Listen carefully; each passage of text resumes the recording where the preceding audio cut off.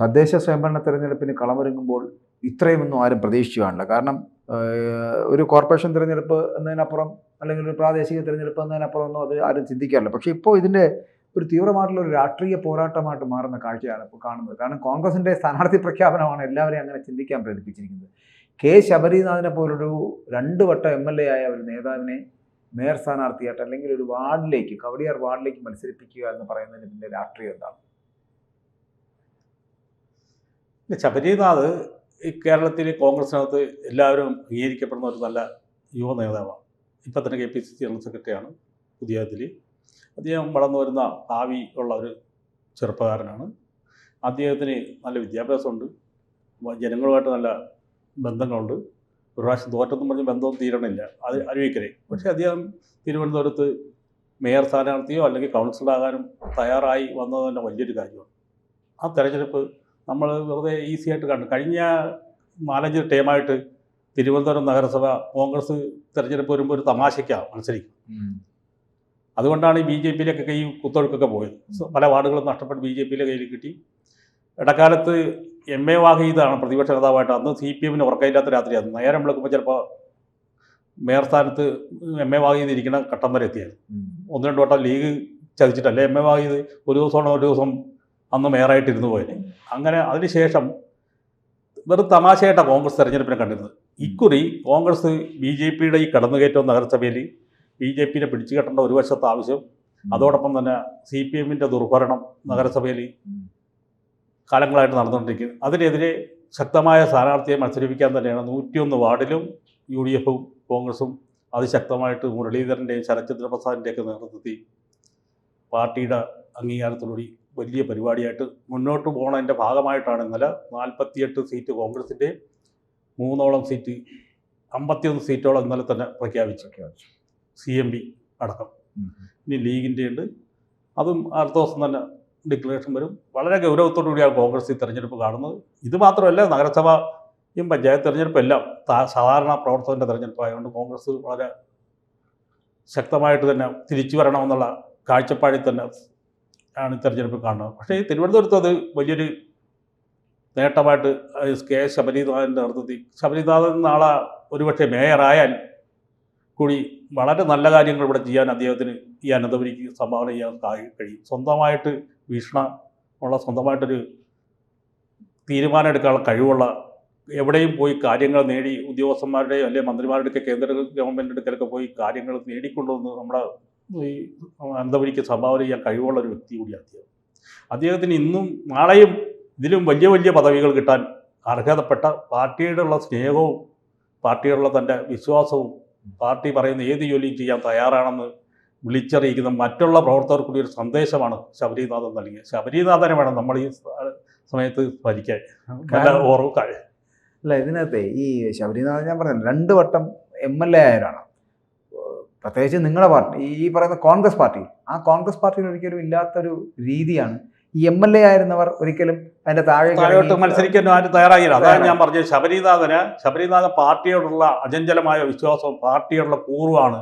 അദ്ദേഹത്തിൻ്റെ അച്ഛൻ തന്നെ നമുക്കറിയാം, വിപ്ലവകരമായ പല തീരുമാനങ്ങൾ എടുത്ത മനുഷ്യനാണ്. ഏകകക്ഷി ഭരണം കരുണാകരൻ്റെ മുഖത്ത് നോക്കി പറഞ്ഞതാണ്. കടകക്ഷികളൊക്കെ കരുണാകരൻ്റെ ഭരണം നിൽക്കുമ്പോൾ, കരുണാകരൻ്റെ ഭരണം നിൽക്കുമ്പോൾ ഏകകക്ഷി ഭരണം എന്ന് പറഞ്ഞ് വലിയ വിപ്ലവമുണ്ടാക്കി കോൺഗ്രസിനെ നയിച്ചവനാണ് G. കാർത്തികേയൻ.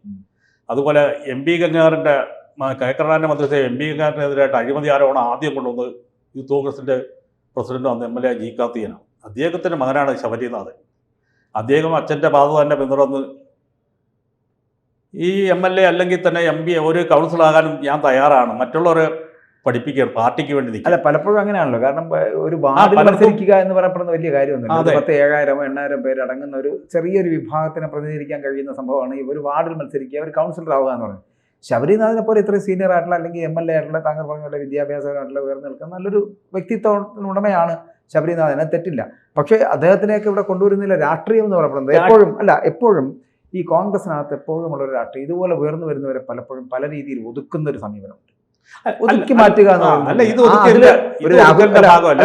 ഒരു രാഹുൽ മാങ്കൂട്ടത്തിൽ ഈ പറയുന്ന പോലെ ഒന്ന് കയറി വന്ന ഒരു പയ്യനായിരുന്നു. അത്യാവശ്യം നന്നായിട്ട് പെർഫോം ചെയ്യുന്ന ഒരു വ്യക്തിയായിരുന്നു. കോൺഗ്രസിന് ഒരു മുതൽക്കൂട്ടായിരുന്നു. പക്ഷേ ലൈംഗിക അപവാദ കേസിൽ അദ്ദേഹത്തിനെ കൃത്യമായിട്ടും എടുത്ത് കളയാൻ പറ്റുന്ന രീതിയിലേക്ക്, കോൺഗ്രസിൽ നിന്ന് പുറത്താക്കാൻ പറ്റുന്ന രീതിയിലേക്ക് നിങ്ങൾക്ക് ചെയ്യാനും പറ്റിയിരുന്നു. പക്ഷേ ഈ ഇതുപോലുള്ള യുവാക്കളെ പരിഗണിക്കാതെ, അതായത് നിയമസഭകളിലേക്ക് പരിഗണിച്ച് നിയമസഭകളിലേക്ക് എത്തി ഇവരുടെയൊക്കെ പെർഫോമൻസ് കാണേണ്ട സത്യം പറഞ്ഞാൽ നിയമസഭകളിലല്ലേ? അല്ല സാറേ, അത് ഗോവൻജി അങ്ങനെ പറയരുത്. നമ്മൾ ഇപ്പം ശബരിനാഥിനെ പോലുള്ള ഒരാൾ കൗൺസിലറെ ജയിച്ച് ഒരുപക്ഷെ UDF അധികാരം വന്നാൽ തന്നെ നമ്മൾ അധികാരം വരാൻ വേണ്ടിയാണ് മത്സരിക്കുന്നത്, അധികാരത്തിൽ തിരിച്ചു വരാൻ വേണ്ടിയാണ്, നഷ്ടപ്പെട്ട പ്രതാപം തിരിച്ചു വരാൻ വേണ്ടി. അപ്പോൾ നാളെ അധികാരത്തിൽ വന്നാൽ മേയർ സ്ഥാനത്ത് വന്നാൽ അദ്ദേഹത്തെ പലതും സംഭാവന ചെയ്യാനുണ്ട്. ഈ അനന്തപുരിക്ക് വേണ്ടി പലതും സംഭാവന ചെയ്യാൻ പറ്റും. അതുകൊണ്ട് തന്നെയാണ് അദ്ദേഹത്തിനെ പോലുള്ള നല്ല പഠിച്ച, ഇപ്പം ഇന്നലെ അനൗൺസ് ചെയ്ത ബഹുഭൂരിപക്ഷം വിദ്യാർത്ഥികളും നല്ല ചെറുപ്പക്കാരും വിദ്യാസമ്പന്നരും ജനങ്ങളുമായിട്ട് ബന്ധമുള്ളവരെ തന്നെയാണ് കോൺഗ്രസ് ഇക്കുറി വളരെ ഗൗരവത്തോടു കൂടിയാണ് കോൺഗ്രസ് ഇത് കാണുന്നത്. കെ മുരളീധരൻ്റെ നേതൃത്വത്തിൽ 101 വാർഡുകളിലാണ് യാദവ് നയിക്കുന്നത്. അതുപോലെ കെ മുരളീധരനെ കുറിച്ചുള്ള പരാതികളുണ്ട്. അതായത് കെ മുരളീധരൻ്റെ ഒരു അപ്രമാദിത്വം, അദ്ദേഹത്തിന് തോന്നുന്നവർക്ക് സീറ്റ് കൊടുക്കുന്ന തരത്തിലേക്കുള്ള സമീപനമാണ്. ഇത്തവണ സീറ്റ് കച്ചവടം ഒന്നും നടന്നില്ല, കഴിഞ്ഞ പ്രാവശ്യത്തെ പോലെ ഒന്നുമല്ല. ഇത്തവണ പാർട്ടി എടുത്ത തീരുമാനം, കെ മുരളീധരനും DCC പ്രസിഡന്റ് അതിനെ ചുമതലപ്പെടുത്തിയവരെല്ലാവരും കൂട്ടായിട്ടെടുത്ത തീരുമാനം. അതല്ലേ ഇന്നലെ വരെ അറിയപ്പെടാത്ത പലരും നമ്മുടെ സ്ഥാനാർത്ഥികൾ. ഇത് ആരും കച്ചവടം ചെയ്തൊന്നുമില്ല, ഒരിക്കലും അങ്ങനെയല്ല. അത് ഇവർ പറഞ്ഞു. നമുക്കിവിടെ BJPയിലേക്ക് ഈ കഴിഞ്ഞ കാലഘട്ടം വരെ കോൺഗ്രസിൻ്റെ കയ്യിരുന്ന തിരുവനന്തപുരം സീറ്റ് ജനങ്ങളുടെ വോട്ട് BJPയിലേക്ക് പോയിക്കൊണ്ടിരിക്കും. ആ BJPയിലേക്കുള്ള വോട്ട് ഒഴുക്കി തടയാനും BJP പോയ വോട്ടുകൾ തിരിച്ച് കോൺഗ്രസിലേക്ക് കൊണ്ടുവരാനും അതോടൊപ്പം തന്നെ ഈ ഇടതുപക്ഷത്തിൻ്റെ ദുർഭരണം, നമ്മുടെ നഗരസഭയിൽ നടക്കുന്ന ദുർഭരണം, അശാസ്ത്രീയം, വെറും കൊള്ളിയലാത്ത രീതിയിലുള്ള ഭരണമല്ല നടക്കുന്നത്. അപ്പോൾ അത് തിരിച്ചു കൊണ്ടുവന്ന് ജനങ്ങൾക്ക് ഉപകാരപ്രദമായ രീതിയിൽ ഒരു നല്ല ഭരണം കാഴ്ചവെക്കുന്നതിന് വേണ്ടിയിട്ടാണ് നമ്മൾ UDFിൻ്റെ നേതൃത്വത്തിൽ ഈ പരിപാടി സംഘടിപ്പിക്കുന്നത്. പാർട്ടി ഒറ്റക്കെട്ടായിട്ടാണ് ഈ തീരുമാനം എടുത്തിരിക്കുന്നത്. ഇതിനകത്ത് ആർക്കും മുരളീധരനോ അല്ലെങ്കിൽ ഒരു സീറ്റ് പോലും കച്ചവടം നടന്നില്ല. അല്ല, ഞാൻ പറഞ്ഞ ഈ നിയമസഭയിലേക്ക് എത്തപ്പെടേണ്ട വ്യക്തിത്വങ്ങളാണ് ഈ. അത് ശരിയാണ്, പക്ഷേ അത് ഒതുക്കി തളച്ചിടുക എന്ന് പറയുന്നത് ഒരിക്കലും അല്ല. നാളെ ഈ ശബരിനാഥൻ ഇതിലും വലിയ പോസ്റ്റിലേക്ക് പോകാനുള്ളവർ, നാളെ ലോകസഭയെ രാജ്യസഭയൊക്കെ ശബരിനാഥൻ്റെ കയ്യെത്തുന്ന ദൂരത്തിലേക്ക് വരും. ഞാൻ ചെറുപ്പക്കാരനാണ്. അപ്പോൾ ശബരിനാഥൻ ആർക്കും ഒരു ദോഷം പറയാൻ പറ്റില്ല. ഇപ്പൊ മേയറായതുകൊണ്ട് ഒന്നും ഒരു തെറ്റുമില്ല. അല്ല, മേയറാകട്ടെ, മേയറായാലൊക്കെ സംഭവിച്ചു. പക്ഷെ ഇവിടെ മേയറാകാനുള്ള സാധ്യതയൊക്കെ അത് നമുക്ക് ജനങ്ങളുടെ കയ്യിലാണ്. നാളത്തെ കഴിഞ്ഞ തെരഞ്ഞെടുപ്പ് ഡിക്ലെയർ വരും. അപ്പൊ ഈ ഇന്നലകളിൽ ഉണ്ടായതൊക്കെ മാറ്റം വരും. നമ്മൾ പുതിയ കാഴ്ചപ്പാട്, പുതിയ തീരുമാനങ്ങളുമായിട്ടല്ലേ പുതിയ പിള്ളേർ വരട്ടെ. അപ്പൊ ചിലപ്പോൾ ജനങ്ങൾ മാറും, ചിന്തിക്കും. അഴിമതിയില്ലാത്തൊരു സമൂഹം വരുമ്പോൾ നല്ലൊരു കാഴ്ചപ്പാട്, ഇന്നലെ വരെ കണ്ടതല്ല, മോഹമല്ല, പുതിയ ആൾക്കാർ വരട്ടെ. അപ്പൊ ചിലപ്പോൾ ഭരണം വരും.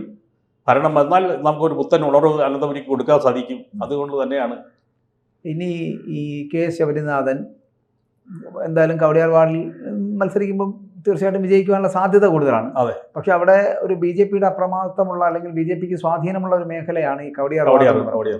പക്ഷെ ആ വാർഡിൽ ഇദ്ദേഹം വിജയിച്ചാൽ ഒരു കൗൺസിലറാവും, പക്ഷെ മേയറാവില്ല എന്നൊരു സ്ഥിതിവിശേഷം വരികയും നിയമസഭാ തെരഞ്ഞെടുപ്പ് എത്തുമ്പോൾ കെ ശബരിനാഥനെ ഈ വാർഡിൽ നിന്ന് മാറ്റി അല്ലെങ്കിൽ കൗൺസിൽ സ്ഥാനത്ത് നിന്ന് മാറ്റി പിന്നെയും ഒരു നിയമസഭാ സാമാജികനാകേണ്ട രീതിയിലേക്ക് കൊണ്ടുപോകേണ്ട ഒരു സാഹചര്യങ്ങൾ ഉണ്ടാകും. അല്ല, അത് ഒന്നും ഉണ്ടാകും. അതൊക്കെ പിന്നീടുള്ള നമുക്ക് വായിക്കും. ഇപ്പം നമ്മൾ വായിച്ച് വരുന്ന കൺഫ്യൂഷൻ ആക്കേണ്ട വോട്ടർമാരെ, അത് പിന്നീടുള്ള കാര്യം. ഏതായാലും ഇപ്പം പാർട്ടിയുടെ തീരുമാനത്തിൻ്റെ വെളിച്ചത്തിൽ ശബരിനാഥൻ്റെ നേതൃത്വത്തിലാണ് നമ്മൾ തെരഞ്ഞെടുപ്പിന് മുന്നോട്ട് കൊണ്ടുപോകുന്നത്. അല്ല, ഞാൻ പറയുന്നത് ഒരു സാധ്യതയാണ്. നിങ്ങൾ ഇത് എന്തൊക്കെ പറഞ്ഞാലും അത് സാധ്യതയാണ്. അത് രാഷ്ട്രീയമാണ്. നമ്മളിപ്പോ വാർഡ് കൗൺസിലർ രാഷ്ട്രീയത്തിൽ രണ്ടും കൂട്ടിയ 4 അല്ല, അത് നമ്മൾ പിന്നീടുള്ള ചരിത്രം. അല്ല, ചരിത്രം അതായിക്കോട്ടെ. പക്ഷെ ഞാൻ ചോദിക്കുന്നത് നടക്കാൻ പോകുന്ന ഒരു കാര്യത്തെക്കുറിച്ചാണ്. വളരെ കൃത്യമായിട്ട് താങ്കൾക്കും ചിലപ്പോൾ മനസ്സിലാകാവുന്ന ഒരു കാര്യമാണത്. കാരണം ഒരു വാർഡ് കൗൺസിലറേക്ക് ഒതുങ്ങാനുള്ള ഒരു വ്യക്തിയല്ല ശബരിനാഥൻ. അതുകൊണ്ട് തന്നെ മേയർ ആകുന്നുണ്ടെങ്കിൽ ഓക്കെ, ശരിയാണ്, അദ്ദേഹത്തിന് തന്നെയാണ്. ആ പദവിയിൽ ഇരുന്നുകൊണ്ട് സ്വാഭാവികമായിട്ട് അദ്ദേഹത്തിന് ചെയ്യാൻ കഴിയുന്ന ഒട്ടനവധി കാര്യങ്ങൾ അത് ചെയ്യാനും കഴിയും, ഇല്ല എന്ന് പറയുന്നില്ല. മിടുക്കനായ ഒരു മേയറും ആയിരിക്കും. പക്ഷേ അതിനുള്ള സാധ്യത വിരളമല്ലേ? ഒരു 51 സീറ്റ് നേടിയെടുക്കുക എന്നുള്ളത് ഒരു വിരളമൊന്നുമല്ല, വിരളമൊന്നുമല്ല. ഇത് ഇപ്പൊ CPMന്റെ ദുർഭരണത്തിൽ ജനം വെറുക്കപ്പെട്ട് നിൽക്കുകയും, പ്രത്യേകിച്ച് അനന്തപുരിയൊക്കെ. അപ്പൊ അതിനകത്തൊക്കെ മാറ്റം വരും. BJP ആണെങ്കിൽ ഇതിന്റെ അപ്പുറമാണ്. പ്രതിപക്ഷത്ത് നാളെ ഭരണം കിട്ടുമെന്നും പറഞ്ഞ് BJP കാട്ടിക്കൂട്ടിയതൊക്കെ വെറുതെ ആയിരിക്കുകയാണ്. അവർ തമ്മിലടിച്ചാണ്. ഒരു ഭാഗത്ത് നാളെ റിലീസ് ചെയ്യുമെന്നും പറഞ്ഞ് കുമാർ പഴയ കൗൺസിൽ നിൽക്കുന്നു. ഇവർ പറ്റിയല്ല, നീ പൊയ്ക്കോളാൻ പറഞ്ഞിട്ട് വിട്ടുനിൽക്കുന്നു.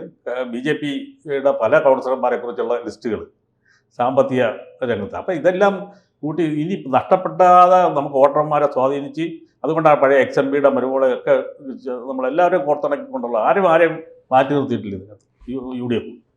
അല്ല, നിങ്ങൾ ചെയ്യുന്നത് ചിലപ്പോൾ ഒരു പുതിയ തുടക്കമായിരിക്കാം, അല്ലെങ്കിൽ ഇതുവരെ തകർന്നു വീണുപോയ കോൺഗ്രസിനെ. പക്ഷേ ഇതിലൂടെ ഒരു സന്ദേശം കൊടുക്കണം വെച്ചാൽ ഈ കോർപ്പറേഷൻ മാത്രമല്ല, നമുക്ക് 6 കോർപ്പറേഷൻ കേരളത്തിലുണ്ട്. എല്ലാ മേഖലയിലുമുള്ള സീനിയർ നേതാക്കളെ ഇതുപോലെ മത്സരിപ്പിക്കാനുള്ള പരിപാടികളുണ്ട്. നമുക്ക് എങ്ങനെ അധികാരം പിടിക്കണം എന്നുള്ള അത് താഴെക്കടയിലുള്ള ഒരു അധികാരം പിടിക്കണം എന്നുള്ള ഇതിൽ തന്നെ മറ്റ് കോർപ്പറേഷനിലൊക്കെ ഇതുപോലെ തന്നെ സംവിധാനം അടക്കമുണ്ട്. അപ്പോൾ ഈ വരുന്ന ഈ തെരഞ്ഞെടുപ്പിൽ ഈ അധികാരം പിടിക്കണം എന്നുള്ള ലക്ഷ്യം, അധികാരം ഇപ്പോൾ പിടിച്ചില്ല എന്നുണ്ടെങ്കിൽ ഇനി ഒരിക്കലും പിടിക്കാൻ കഴിയില്ല അല്ല, അതല്ല. നമുക്ക് ഈ ഇപ്പോഴത്തെ സാഹചര്യത്തിൽ തിരുവനന്തപുരത്താണെങ്കിൽ എല്ലായിടത്തും BJP ഒരു ഭാഗത്ത്, CPM-ൻ്റെ ദുർഭരണം വേറെ ഭാഗത്ത്.